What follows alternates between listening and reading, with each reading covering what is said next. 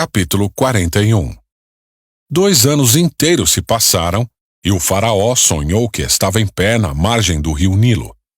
Em seu sonho, viu 7 vacas gordas e saudáveis saírem do rio e começarem a pastar no meio dos juncos. Em seguida, viu outras 7 vacas saírem do Nilo. Eram feias e magras e pararam junto das vacas gordas à beira do rio. Então as vacas feias e magras comeram as 7 vacas gordas e saudáveis. Nessa parte do sonho, o faraó acordou. Depois, voltou a dormir e teve outro sonho. Dessa vez, viu 7 espigas de trigo, cheias e boas, que cresciam em um só talo.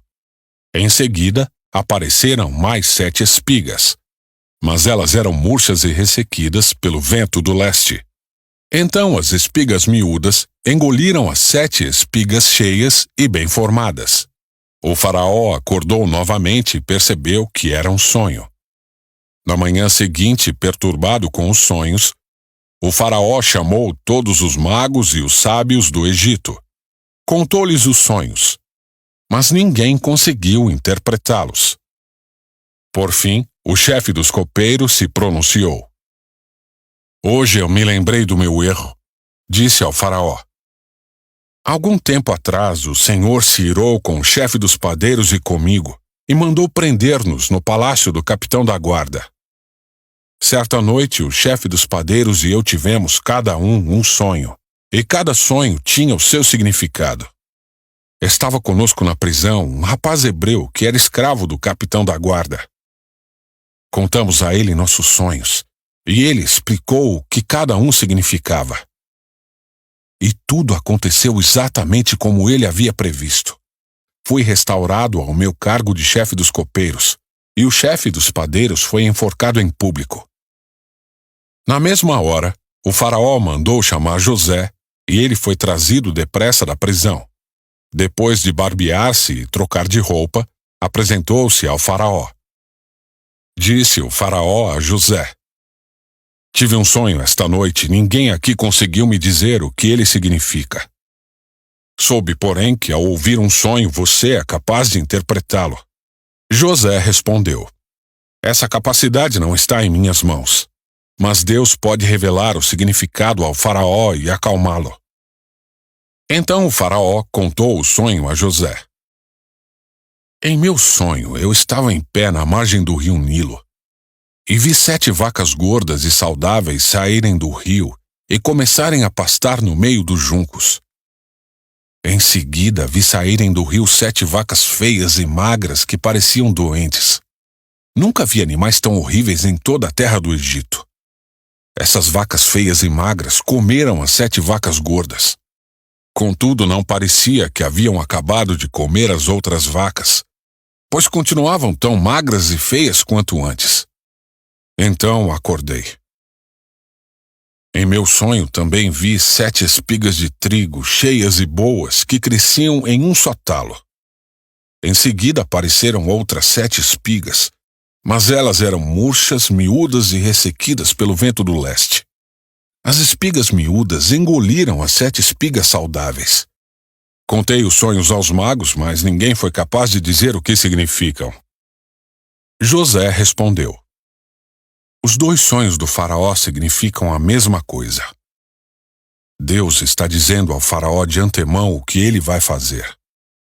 As 7 vacas saudáveis e as 7 espigas de trigo cheias representam 7 anos de prosperidade. As 7 vacas feias e magras e as 7 espigas miúdas e ressequidas pelo vento do leste representam 7 anos de fome. Acontecerá exatamente como eu descrevi, pois Deus revelou ao faraó de antemão o que ele vai fazer. Os próximos 7 anos serão um período de grande prosperidade em toda a terra do Egito. Depois, haverá 7 anos de fome tão grande que toda essa prosperidade será esquecida no Egito, pois a fome destruirá a terra. A escassez de alimento será tão terrível que apagará até a lembrança dos anos de fartura.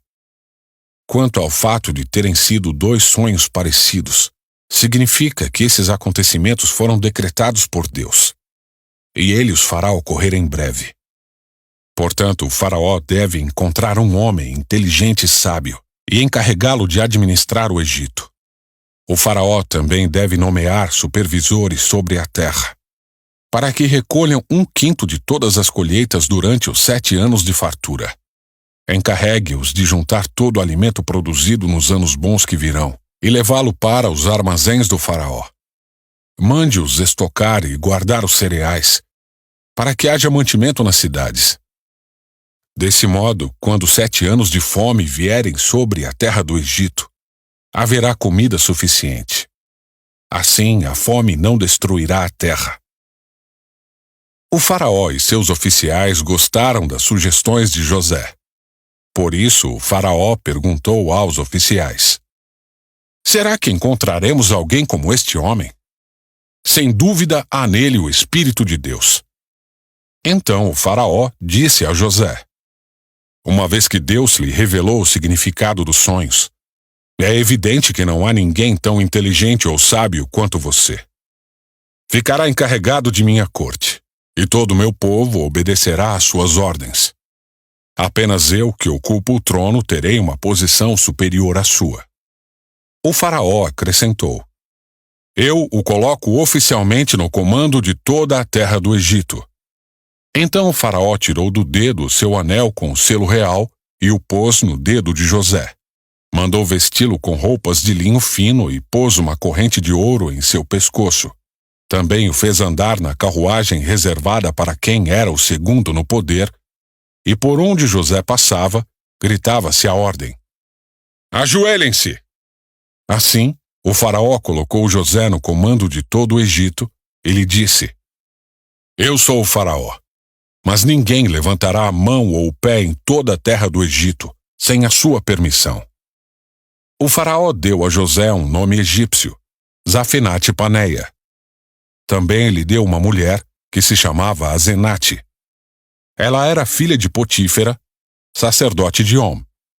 Assim, José recebeu autoridade sobre todo o Egito. Tinha 30 anos quando começou a servir na corte do faraó, o rei do Egito. Depois de sair da presença do faraó, José foi inspecionar toda a terra do Egito. Como previsto, durante 7 anos a terra produziu fartas colheitas. Ao longo desse tempo, José juntou todas as colheitas do Egito e armazenou nas cidades os cereais produzidos nos campos ao redor.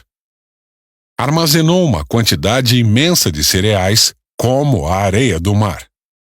Por fim, parou de manter registros, pois havia demais para medir. Durante esse tempo, antes do primeiro ano de fome, José e sua mulher, Azenate, filha de Potífera, sacerdote de On, tiveram 2 filhos. José chamou o filho mais velho de Manassés, pois disse: Deus me fez esquecer todas as minhas dificuldades e toda a família de meu pai. José chamou o segundo filho de Efraim, pois disse: Deus me fez prosperar na terra da minha aflição. Por fim, terminaram os 7 anos de colheitas fartas em toda a terra do Egito e começaram os 7 anos de fome, como José havia previsto. A fome também afetou as regiões vizinhas, mas havia alimento de sobra em todo o Egito. Depois de algum tempo, porém, a fome também se espalhou pelo Egito. Quando o povo clamou ao faraó para que lhe desse alimento, ele respondeu a todos os egípcios: Dirijam-se a José e sigam as instruções dele. Quando faltou alimento em toda parte, José mandou abrir os armazéns e vendeu cereais aos egípcios, pois a fome era terrível em toda a terra do Egito. Gente de todos os lugares ia ao Egito comprar cereais de José, pois a fome era terrível no mundo inteiro.